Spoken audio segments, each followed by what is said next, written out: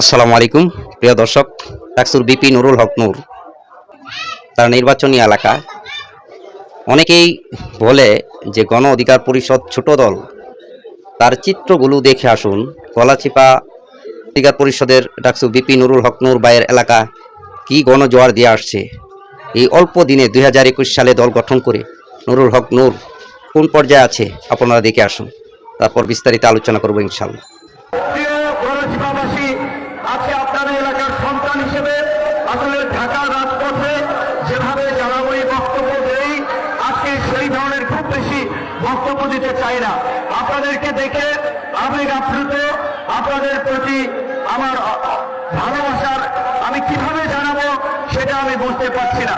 আজকে আপনারা যে দূর দূরান্ত থেকে, কেউ সকাল থেকে দুপুর থেকে কষ্ট করে এই সন্ধ্যা পর্যন্ত এখানে অপেক্ষা করছেন, আমি আপনাদেরকে সংক্ষেপে দু চারটি কথা বলতে পারি। আমি ঢাকা বিশ্ববিদ্যালয় কেন্দ্রীয় ছাত্রছাত্রী সংসদ ডাকসুর ভিত্তি হয়েছি ঢাকা বিশ্ববিদ্যালয়ের শিক্ষার্থীদের, যে বিশ্ববিদ্যালয়ে সারা বাংলাদেশের শিক্ষার্থীরা টেকনাফ থেকে তেঁতুলিয়া সারা বাংলাদেশের শিক্ষার্থীরাই পড়াশোনা করে, তাদের সমর্থন এবং তাদের ভালোবাসায় ভোটে ভিত্তি হওয়ার পরেই কিন্তু আপনাদের সন্তান হিসেবে সকলের কাছে একটা সম্মান, শ্রদ্ধা, ভালোবাসা পেয়েছি। আপনারা দেখেছেন গত 1.5 দশকে এই আওয়ামী ফাঁসিবাদের আমলে আমার অনেক সুযোগ এবং সম্ভাবনা থাকলেও ন্যায় নীতি থেকে সরে গিয়ে তাদের সাথে আপোষ করি নাই। মানুষের ভোটাধিকার, দেশ জাতির বৃহত্তর স্বার্থের জন্য আপসহীন লড়াই সংগ্রাম করেছি। সেই লড়াই সংগ্রাম করতে গিয়ে 25 বার হামলার শিকার হয়েছি। তারপরে আমার সুবিধার সাথে আঘাত করে নাই। আমরা লেগেছিলাম, আমরা পরিশ্রম করেছি, আমাদের লক্ষ্য উদ্দেশ্য সঠিক ছিল। আল্লাহ তাআলা আমাদের হাতে এই রকমের একটা দেশ দানবীয় সরকার আওয়ামী দুঃশাসনের অবসান ঘটিয়েছে। আপনারা জানেন আজকে যে এই ফাঁসিবাদের পতন হয়েছে, এই গণ অভ্যুত্থান হয়েছে, এই গণ অভ্যুত্থানের বীজ বপন করেছিলাম 2018 সালে কোটা সংস্কার আন্দোলনের মাধ্যমে। 2014, 18 এবং 24 গত 3টি জাতীয় নির্বাচন এবং এই 3 জাতীয় নির্বাচন পরবর্তী স্থানীয় নির্বাচনগুলোতে জনগণের কার্যত কোনো ভোটের অধিকার, নাগরিক মর্যাদা ছিল না। পছন্দ মতো তাদের প্রার্থী নির্বাচন করার, কাউকে ভোট দেওয়ার। আপনারা দেখেছেন ইউনিয়ন পরিষদের চেয়ারম্যান, উপজেলা কিংবা বিভিন্ন ক্ষেত্রেই পরিষ্কার বলা হয়েছে মেম্বারি নির্বাচনে যাকে ভোট দেন, চেয়ারম্যানই বা মেয়র পৌরসভার আপনার উপজেলার চেয়ারম্যান নৌকায় ভোট দিতে হবে। একটা জোর জবরদস্তিমূলক ফাঁসিবাদী শাসন ব্যবস্থা ছিল। আলহামদুলিল্লাহ এবং আল্লাহর শুকরিয়া, আজকে ছাত্র জনতার গণ অভ্যুত্থানে আমরা সেই ফাঁসিবাদের পতন ঘটিয়ে একটা নতুন বাংলাদেশের পথে যাত্রা শুরু করেছি। তাই আজকের এই সমাবেশ থেকে আমি শ্রদ্ধা করে স্মরণ করছি ছাত্র জনতার জুলাই গণ অভ্যুত্থানে নিহত সকল শহীদদের, আহতদের সুস্থতা কামনা করছি। এবং এই গণচিপা থেকে আমাদের 5টি ভাই শহীদ হয়েছে। আপনাদের সন্তান হিসেবে আমরা রাজপথ থেকে লড়াই করেছি। এই গণ অভ্যুত্থানে এই গণচিপা 10 মিনারা পটুয়াখালীরা সারা বাংলাদেশের মানুষ লড়াই করেছে, কিন্তু এই একটা উপজেলার বাংলাদেশে বলে পাবেন না যে একটা উপজেলা থেকে এত সংখ্যক শহীদ হয়েছে।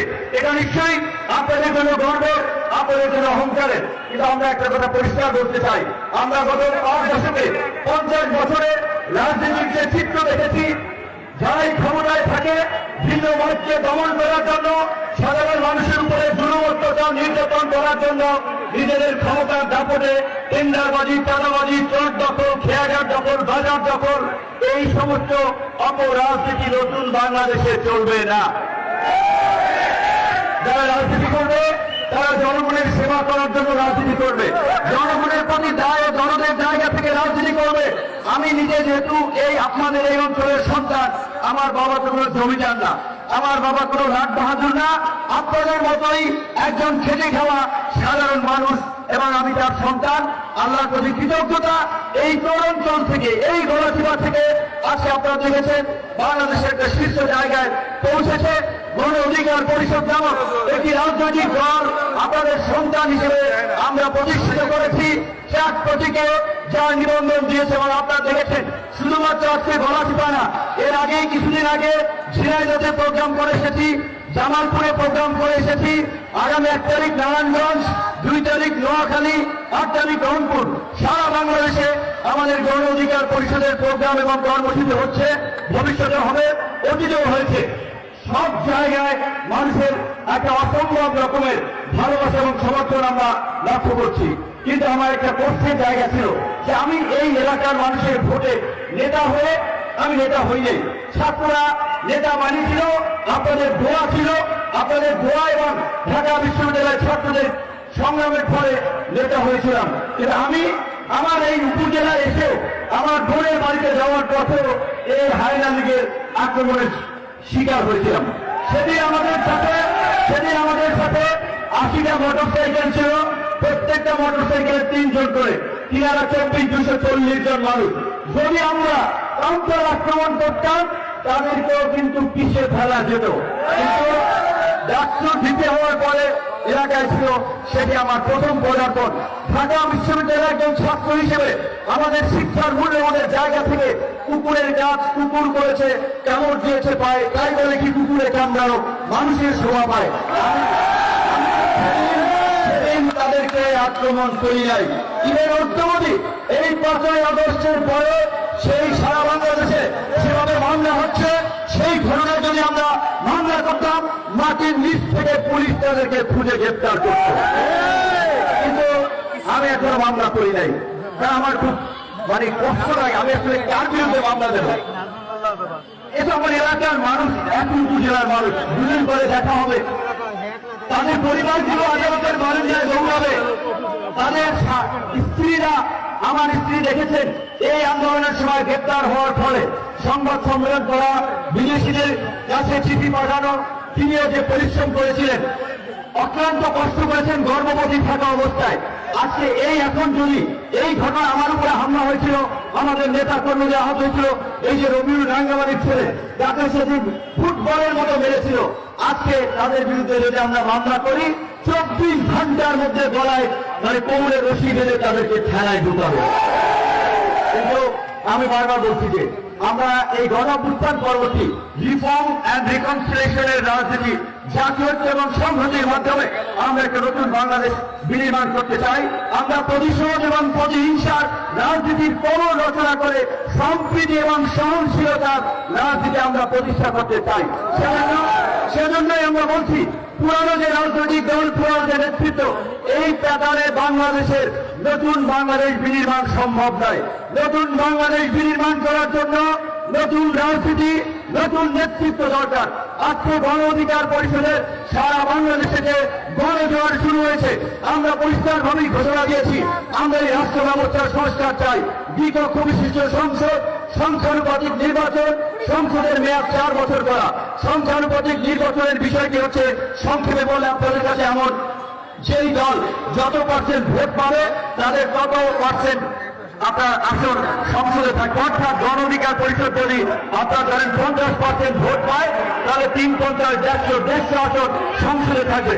অর্থাৎ একক কোন দল যেন সরকার গঠন করে কিংবা পার্লামেন্টে গিয়ে ওই আগের মতো ফ্যাসিবাদী শাসন ব্যবস্থা কায়েম করতে না পারে। সেজন্য আমরা চরমোনাই, জামাত, বিএনপি, গণ অধিকার পরিষদ সকল দলের যেন সংসদে প্রতিনিধিত্ব থাকে, একটা অন্তর্ভুক্তিমূলক সংসদ থাকে। সেজন্য আমরা সংসদ নির্বাচনে সংখ্যানুপাতিক নির্বাচনের কথা বলছি, যে ইতিমধ্যেই বেশিরভাগ রাজনৈতিক দল একমত হয়েছে। আমার আপনাদের প্রতি একটা অনুরোধ থাকবে, আপনাদের এলাকার সন্তান হিসেবে অনেকে বিভ্রান্তি ছড়িয়েছে যে ভিপি ঢাকা থেকে নির্বাচন করবে, সে সারা বাংলাদেশ করতে পারে। মা মাটিকে তো কেউ কখনো ভুলতে পারে না। এই চরের কাদা, এই নদী খালের পানি গায়ে মেখে বড় হয়েছে, এটা এত তাড়াতাড়ি ভুলে যাব?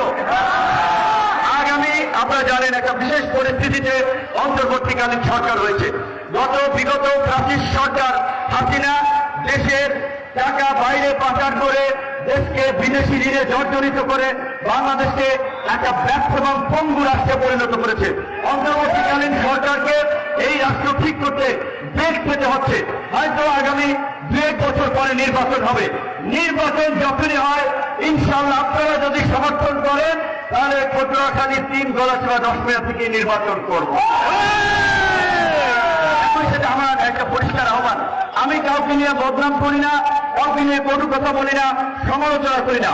আমারও আমার প্রতিপক্ষ যারা রাজনৈতিক দলের নেতৃবৃন্দ আছেন, হাত জোর করে অনুরোধ থাকবে, এই গলাচিপা 10 মিনার কে আমরা একটা রোল মডেল উপজেলা নির্বাচনী আসন হিসেবে সারা বাংলাদেশে তৈরি করি। এখানে যারা নির্বাচন করবে, যারা প্রতিযোগী, তাদের কাঁধ মিলিয়ে চলবে, এক দোকানে চা খাবে, সবাই একসাথে নামাজ পড়বে, মসজিদে যাবে, মাঠে যাবে, হাটে যাবে। রাজনৈতিক কারণে যেন কোনো হানাহানি, মারামারি, হিংসা বিদ্বেষ তৈরি না হয়। আমার আত্মীয় স্বজন পরিচয় কারো প্রভাব বিস্তার করার সুযোগ নাই। আমার আত্মীয় স্বজন যারাই, যারা গণ অধিকার পরিষদ করে, যারা ছাত্র অধিকার পরিষদ করে, যারা যুব অধিকার পরিষদ করে, সাংগঠনিক সিস্টেমে আমার কোন নিকটাত্মীয় গুরুত্বপূর্ণ দায়িত্বে থাকবে না। সুতরাং আমি আপনাদেরকে বলবো, আমার আত্মীয় স্বজনের চেয়ে যারা আমার সংগঠন করে, গণ অধিকার পরিষদ করে, তাদের সাথেই আপনারা যোগাযোগ রাখবেন, তাদেরকেই প্রাধান্য দিবেন এবং এই এলাকার জন্য সারা বাংলাদেশের মানুষ ছেলে আমি যদি এই এলাকা থেকে সংসদ সদস্য হই, কিংবা আপনারা যদি আমার সাথে থাকেন, আপনাদের জন্য কি অন্যদের থেকে বেশি কিছু করতে পারবো না? এই আমার ওয়াইফের বাচ্চা হয়েছে, পাশের কেবিনে ভর্তি ছিলেন আমাদের স্থানীয় সরকার বিভাগের যে উপদেষ্টা, যারা হাসানের অত্যন্ত ভালো মানুষ, তিনি খুশিতে পুরো ওই ফ্লোরের নার্স স্টাফদেরকে মিষ্টি খাইয়েছিলেন। তার কয়েকদিন আগেই তার সাথে সচিবন আমি বলেছিলাম, এই যে হরিদেবপুর এই যে নদীটা, আমাদের এখানে একটা ব্রিজ, সম্ভবত হাই বাজেট 1-1.5 কোটি টাকা একটা বাজেটের ব্রিজ। এই যেহেতু তাদের এখন আর্থিক ক্রাইসিস রয়েছে, এই বৃষ্টি যেন আপনাদের তালিকা থেকে বাদ না পড়ে, সে পরিষ্কার বলেছে, তোমরা দেশ স্বাধীন করেছো, তোমাদের রক্তের উপর দিয়ে আমরা সেই ক্ষমতা আছি, তোমরা বলে অবশ্যই আমরা সেটা করতে এই ব্রিজ হয়ে যাবে। এবং আমি এখানকার ইউনো, ওসি, ডিসিএসপি সবাইকে বলবো, এই শুধু গলাচিপা 10 মিনার নয়, পটুয়াখালীর প্রত্যেকটি সেই এলাকাগুলো যেরকম খেয়াঘাট, লঞ্চ ঘাট আছে, এই যে মানুষকে জিম্মি করে 10 টাকা নেওয়া, এই সমস্ত জিম্মি করার এই কার্যক্রম সরকারের হাজার হাজার কোটি টাকা রাজস্ব আয় হয়, তাদের লঞ্চ ঘাট, খেয়াঘাটের 2-4 পয়সা না হলে সরকারের কিচ্ছু হয় না। এই খেয়াঘাট, লঞ্চ ঘাট ম্যানেজমেন্ট করার জন্য শৃঙ্খলা রক্ষায় কিছু দরকার। 2 টাকার বেশি কোনো খেয়াঘাট, লঞ্চ ঘাট ভাড়া নিতে পারবে। এই যে রাজনৈতিক প্রভাব থাকে, ইতিমধ্যেই আমরা শুনতে পাচ্ছি বিজেপি বয়স্ক ভাতা, এই চালের চাল, আপনার ছেলেদের চাল অলরেডি কোনো কোনো রাজনৈতিক দলের নেতৃবৃন্দ প্রভাব বিস্তার করতে চায়। পরিষ্কারভাবে আপনাদেরকে বলি, বর্তমানে এটা কোনো রাজনৈতিক দলের সরকার না। সুতরাং কোন বিশেষ রাজনৈতিক দলের উৎপাত কিংবা বিশৃঙ্খলা করার সুযোগ নাই। অন্তর্বর্তীকালীন সরকার, তাদের কাছে সবাই সমান। বিএনপি, জামাত, গণ অধিকার পরিষদ, চরমোনাই সকল দলের প্রতিনিধিরা জনর সাথে বসবেন, ওসির সাথে বসবেন, ডিসির সাথে বসবেন, এসপির সাথে বসবেন এবং সবাই মিলে কিভাবে গলাচিপা 10 মিনার পটুয়াখালীকে সুন্দরভাবে গড়ে তোলা যায়, এই জনপদে শান্তি ফিরিয়ে আনা যায়, সেইভাবে সবাই পরামর্শ দিবেন, প্রশাসনের সাথে মিলেমিশে কাজ করবেন। এবং যদিও গলাচিপার প্রোগ্রাম, কিন্তু আমি পরিষ্কারভাবেই পটুয়াখালীর এসপি, ডিসি সহ জেলার প্রশাসনকে বলতে চাই, আওয়ামী লীগ যেভাবে প্রশাসনের দলীয়করণ করেছে, আপনারা বিশেষ কোন দলের প্রতি পিরিচ দেখাতে গিয়ে অন্যদেরকে অন্যায়, অবিচার, বৈষম্যের আপনারা আচরণ করবেন না। এই প্রথাগত রাজনীতি ভেঙে দিয়ে নতুন বাংলাদেশ বিনির্মাণ করার জন্যই ছাত্র জনতা জীবন দিয়েছে, গণঅভ্যুত্থান হয়েছে। কাজে নতুন বাংলাদেশে সবাইকে ইতিবাচক মানসিকতার হতে হবে, সবাই মিলে বাংলাদেশ গড়ে তুলব, সবাই মিলে পটুয়াখালী গড়ে তুলব। এই প্রত্যাশা রেখে আপনাদের সকলের সুস্বাস্থ্য, উজ্জ্বল ভবিষ্যৎ কামনা করে আমার বক্তব্য শেষ করতে চাই। আরেকটি কথা শেষ। প্রিয় দর্শক, দেখছেন নুরুল হক নূর, অনেকে বলে ছোট্ট দল, দেখছেন কি নেতা, বিশাল চমক দিয়ে আসছে। এখন উনি 300 আসনে প্রার্থী দিবে। মতামত কি? 300 আসনে প্রার্থী দিলে নুরুল হক নূর ভাই কয়টা সিট পাবে, সেই বিষয়টি কমেন্টে জানাবেন। আর ভিডিওটি ভালো লাগলে লাইক, কমেন্ট, শেয়ার ও সাবস্ক্রাইব করতে ভুলবেন না। ভালো থাকবেন। আল্লাহ হাফেজ।